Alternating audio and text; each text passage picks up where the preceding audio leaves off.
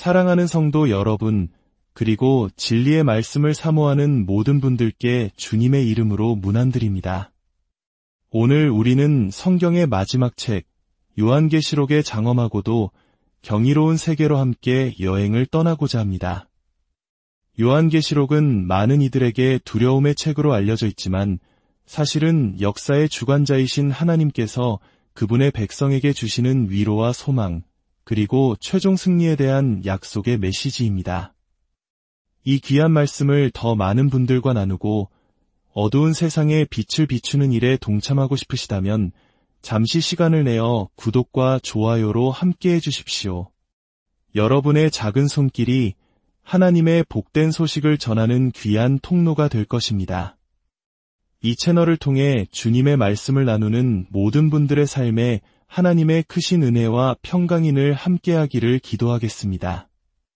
이제 사도 요한이 반모섬에서 본 장엄하고도 두려운 환상 속으로 요한계시록 6장의 세계로 함께 들어가 보겠습니다.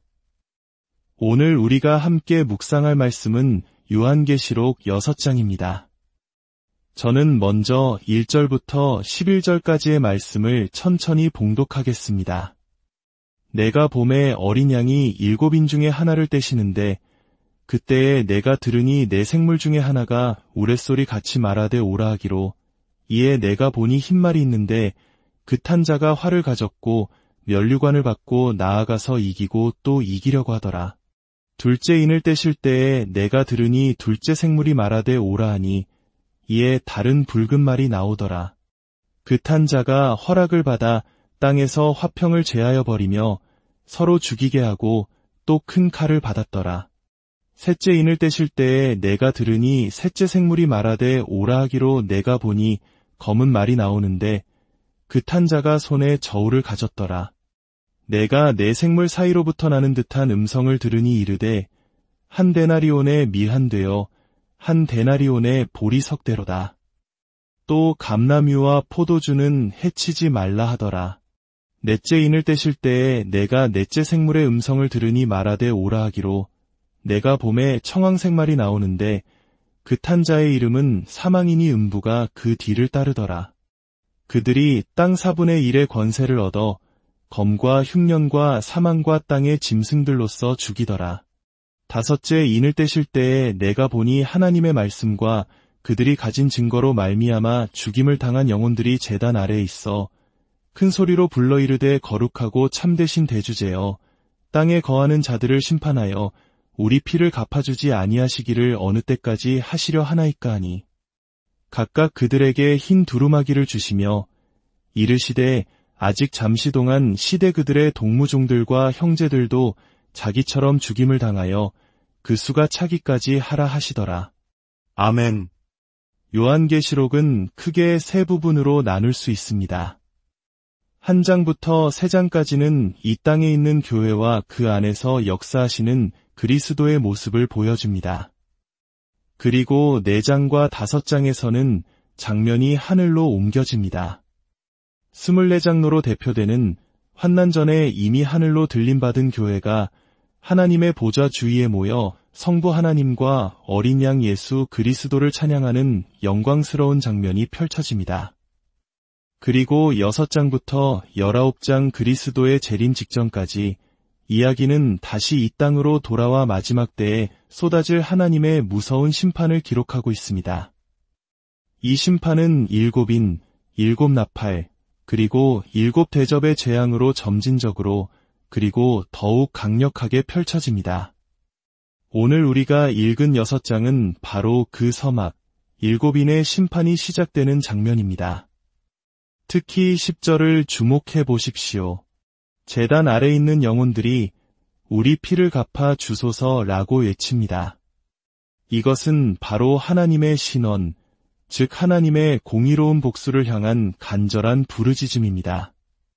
이들은 누구일까요? 이들은 바로 하나님의 말씀과 예수를 증언한 것 때문에 순교한 성도들의 영혼입니다. 그들은 하늘의 성소, 마치 구약시대의 성도들의 기도를 상징하는 향이 피어오르던 분향단 아래에 모여 이 땅에 하나님의 공의가 속히 실현되기를 기도하고 있는 것입니다. 그들은 이미 천국에서 안식을 누리고 있습니다. 개인적인 복수를 원하는 것이 아닙니다. 그들은 이 땅에서 계속되는 불의와 핍박, 하나님을 향한 모독이 끝나고 마침내 하나님의 거룩하심과 위로우심이 온 세상에 드러나기를 갈망하는 것입니다. 이 순교자들의 절규는 어쩌면 일제강점기나 혹독한 시련 속에서 신앙을 지키기 위해 고통받았던 우리 믿음의 선조들의 기도를 떠올리게 합니다. 그들 역시 개인의 안위가 아니라 이 땅에 하나님의 공의와 나라가 임하기를 눈물로 기도했을 것입니다.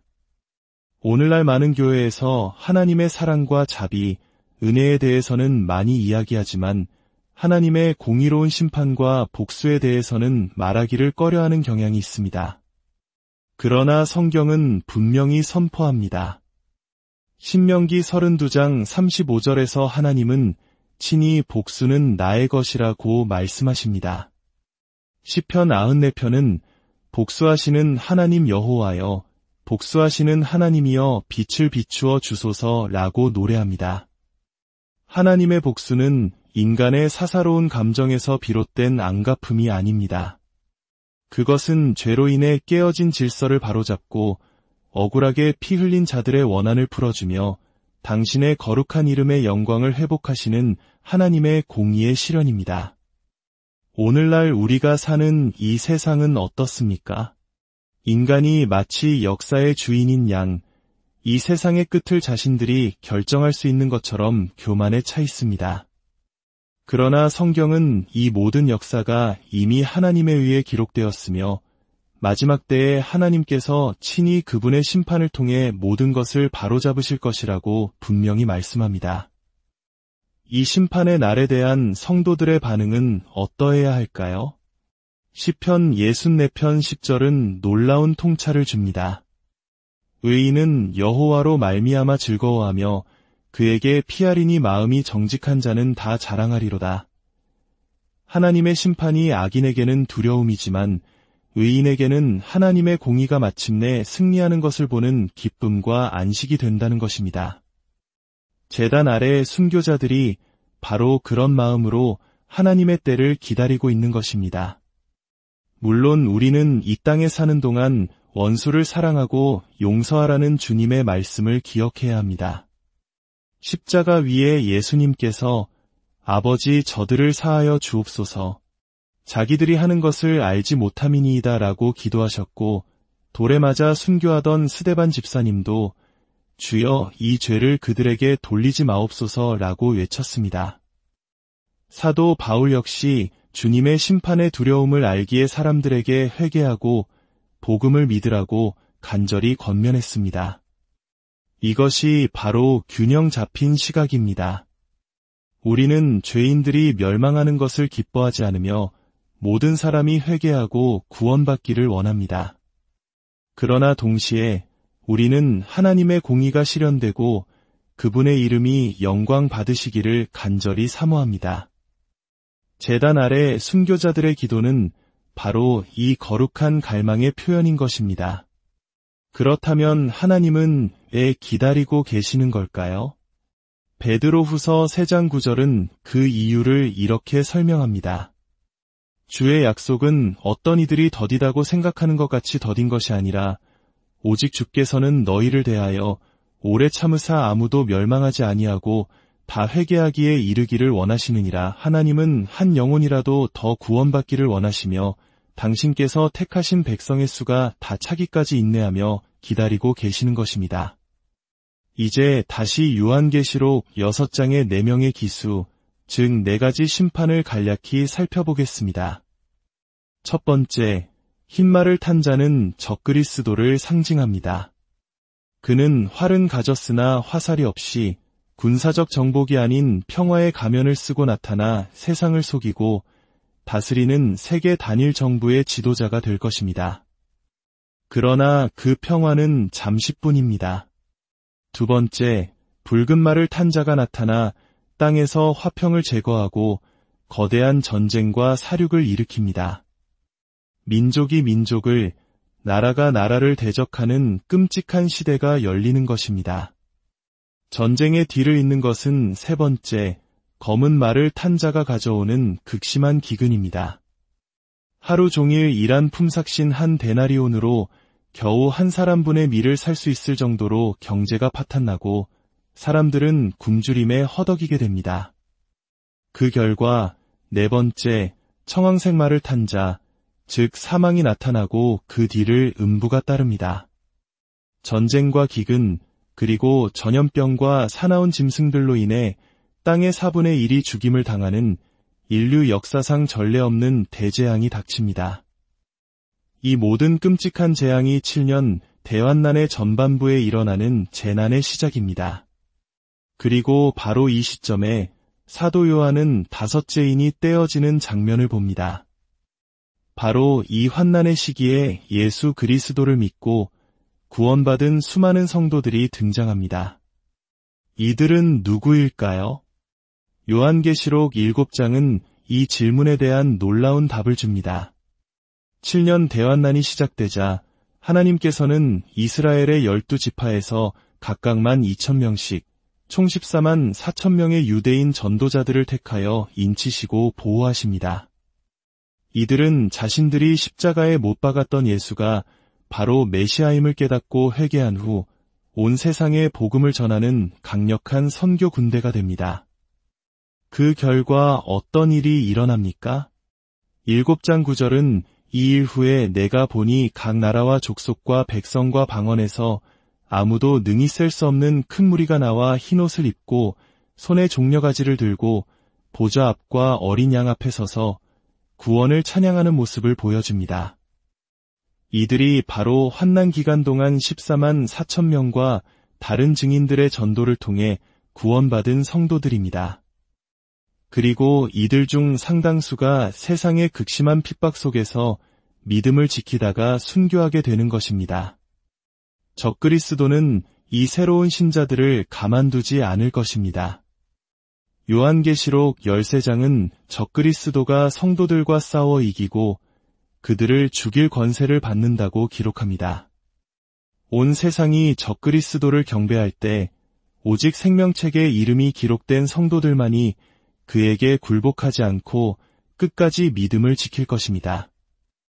이제 다시 오늘 본문 11절로 돌아와 순교자들의 기도에 대한 하나님의 응답을 살펴보겠습니다. 하나님께서는 그들의 부르짖음이 의롭다는 것을 인정하시며 각 사람에게 순결과 승리를 상징하는 흰 두루마기를 주십니다. 그들의 기도는 결코 잘못된 것이 아니었습니다. 그것은 하나님의 마음에 합한 거룩한 분노였습니다. 그리고 하나님은 말씀하십니다. 아직 잠시 동안 쉬어라. 왜냐하면 아직 순교자의 수가 다 차지 않았기 때문입니다. 그들의 동무종들과 형제들도 자기처럼 죽임을 당하여 그 수가 차기까지 하라. 이 얼마나 놀라운 말씀입니까? 하나님께서는 구원받을 자의 수뿐만 아니라 당신의 영광을 위해 순교할 자의 수까지도 미리 정해 놓으셨다는 것입니다. 세상의 통치자와 사탄은 자신들이 성도들을 죽이고 있다고 생각하겠지만 사실 그들은 하나님의 위대한 구원 계획을 이루는 도구로 사용되고 있을 뿐입니다. 사랑하는 성도 여러분, 이 세상은 점점 더 마지막 때를 향해 달려가고 있습니다. 기독교에 대한 적대감은 날마다 커지고 있으며 우리는 앞으로 더 큰 환난과 핍박을 마주하게 될지도 모릅니다. 그러나 두려워하지 마십시오. 지금은 여전히 구원의 날이요 은혜의 때입니다. 다가올 진노의 날을 피할 유일한 길은 지금 구원자이시며 주님이신 예수 그리스도를 영접하는 것입니다. 그분을 믿고 의지할 때 우리는 마지막 심판을 면할 뿐만 아니라 주님께서 우리를 위해 예비하신 아버지 집에서 영원한 기쁨을 누리게 될 것입니다. 우리는 적그리스도를 기다리는 자들이 아니라 우리를 구원하실 그리스도를 기다리는 사람들입니다. 그날이 오기까지 우리는 깨어 기도하며 담대하게 복음을 전해야 할 사명이 있습니다. 주님께서 우리에게 맡기신 이 사명을 잘 감당할 수 있도록 지혜와 능력을 구합시다. 함께 기도하겠습니다. 거룩하고 참되신 아버지 하나님, 오늘 요한계시록의 말씀을 통해 마지막 때에 있을 일들과 하나님의 주권적인 계획을 보게 하시니 감사합니다. 세상의 끔찍한 심판과 성도들의 고난을 보며 두려운 마음이 들기도 하지만 이 모든 역사의 주관자가 바로 우리 아버지 하나님이심을 믿고 위로를 얻습니다. 제단 아래에서 하나님의 공의를 부르짖는 순교자들의 기도를 기억하여 주옵소서. 우리 또한 이 땅에서 불의가 그치고 하나님의 나라가 온전히 임하기를 간절히 기도합니다. 주님, 우리가 다가올 심판을 두려워하는 자가 아니라 우리를 구원하러 오실 주님을 소망하며 기다리는 신부가 되게 하여 주옵소서. 아직 구원받지 못한 영혼들에게 긍휼을 베푸시고 우리가 그들에게 복음을 전하는 통로로 쓰임받게 하옵소서. 오늘 이 말씀을 듣는 모든 분들의 심령 위에 그리고 이 나라와 민족 위에 하나님의 위로와 평강이 강물처럼 흐르게 하여 주옵소서.